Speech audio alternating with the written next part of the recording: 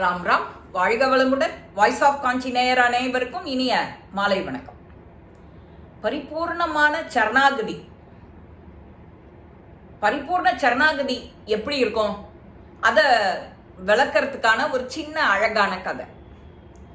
ஒருத்தர், அவரும் நல்ல குரு தான், எல்லாருக்குமே எல்லா ஆன்மீக விஷயங்களை சொல்லித்தரக்கூடியவர். அப்போ என்ன ஆச்சு, ஒரு ஆத்த கடந்து தான் அவர் போகணும் அவரோட இடத்துக்கு. இவர் இந்த பாடத்தை முடிச்சுட்டு அவர் கிளம்புறார், இந்த கரையில கிளம்புறார்.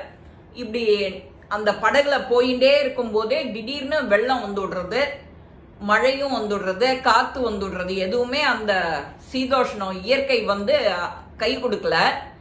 அப்போ இவர் இத்தனையெல்லாம் நாம பிரார்த்தனை பண்றோம், இத்தனையெல்லாம் கிளாஸ் எடுக்கிறோம் எல்லாருக்கும் அப்படின்னு நினைச்சிட்டு, என்னை காப்பாத்து கடவுளே அப்படின்னு சொல்லிட்டு இறைவனை வேண்டின்னு இருக்கார். என்னை எப்படியான இந்த தடவை காப்பாத்தி விட்டுரும், என்னை எப்படியான இந்த தடவை காப்பாத்தி விட்டுரும்னு. அவர் போயிட்டே இருக்கும்போது படகுல அங்க ஒரு மரக்கிளை வருது, டக்குன்னு அதை கொந்திக்கிறார். அதை பிடிச்சுன்ட்டு, இறைவா என்னை நீ எப்படியான இந்த இக்கட்டுல காப்பாத்தி விட்டுட அப்படிங்கிறார். இறைவனும் வந்துடுறார். இதோ வந்துட்டேனே பக்தா, நீ காப்பாத்த, உன்னை காப்பாத்த அப்படிங்கிறார்.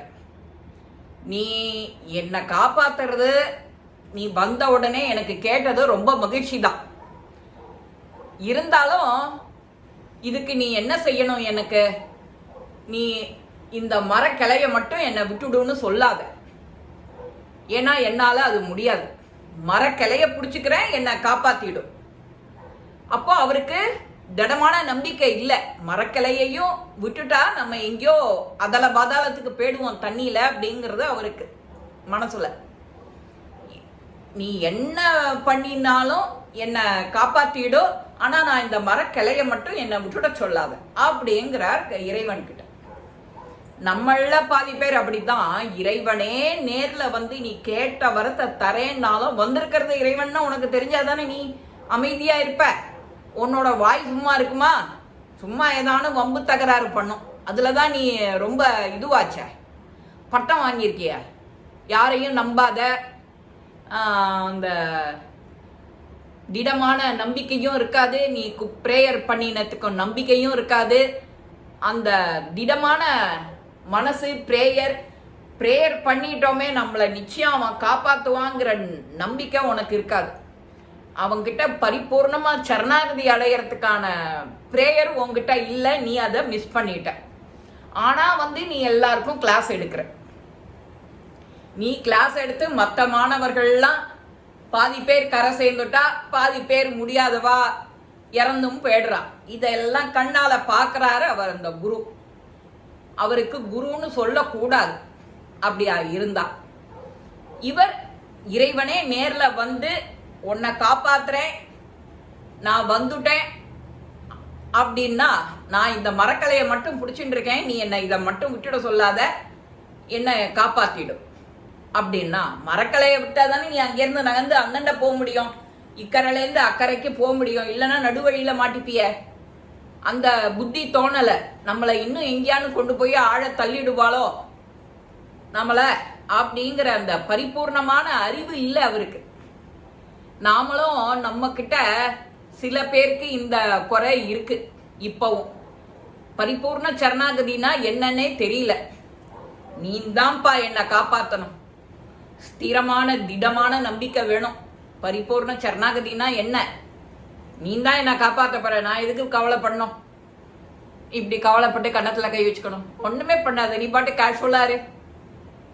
அதை எதுவுமே பண்ணாம இருக்கிறவா எல்லாரையும் பயமூர்த்தி நாமளும் அல்லல் பட்டு, துயரப்பட்டு, துன்பப்பட்டு நாமளும் இறுதியில வீணா போயிடும். எந்த ஒருத்தர் பேர்ல இந்த காரியம் ஒருத்தர் முடிப்பா அப்படின்னா அவர் பேர்ல நம்பிக்கை இருக்கிறதுனால தானே அவ கொடுக்குறா. கிளாஸ்லயோ அக்கம் பக்கத்துலயோ உன்கிட்ட.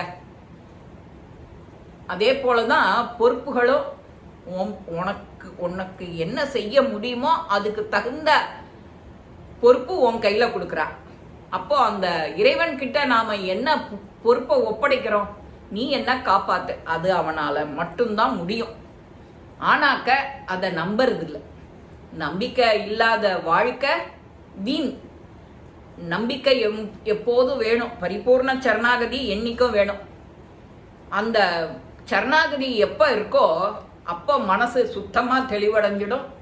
எல்லாத்துலேருந்தும் இந்த வெள்ளரி பழம் எப்படி அந்த கிளையிலேருந்து விடுபட்டுக்கிறதோ தன்னை விடுவிச்சு எல்லாத்துலேருந்தும் விடுவிச்சுன்னுடுவேன். நீனு ஒன்றை ஆசா பாசம் இன்பம் துன்பம் எல்லாத்துலேருந்தும் விடுவிச்சுடுவேன். என்ன நடக்கணுமோ அது நடக்க போகிறதுன்னு திடமாக நம்புவேன். அந்த தெளிவு மனசில் தெளிவு இருந்து போச்சுன்னா சரணாகதி ஈஸியாக வந்துடும். அடுத்த ஸ்டேஜ் அதுதான். இந்த பரிபூர்ண சரணாகதி பதிவு உங்கள் எல்லாருக்குமே பிடிச்சிருக்கோம். இதை லைக் பண்ணுங்க, ஷேர் பண்ணுங்க, பெல் பட்டனை கிளிக் பண்ணுங்க, சப்ஸ்கிரைப் பண்ணுங்க, கமெண்ட்ஸ் பாக்ஸில் கமெண்ட்ஸ் போடுங்க. ஸ்ரீ மகாபிரிவா திருவடிகளே சரணம். நல்லதே நடக்கும். ஆனந்தமாக இருப்போம் நண்பர்களே. வாழ்க வளமுடன்.